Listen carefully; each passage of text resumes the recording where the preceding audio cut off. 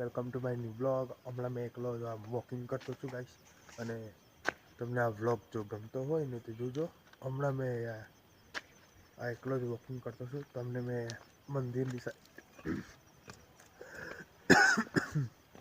જરા કાચી થઈ ગઈ મંદિરમાં આટો મારી આવું.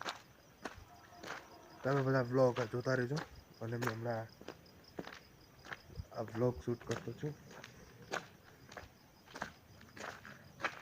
અને જો ગાઈસ, મેં હમણાં આપણા વોર્ડ પાસે આવી ગયો છું, અને હું મંદિરે જતો છું. મંદિરના રોડ તો જઈ નહીં શકું ગાઈસ, કેમ કે કૂતરાઓ બહુ જો અડાતા છે.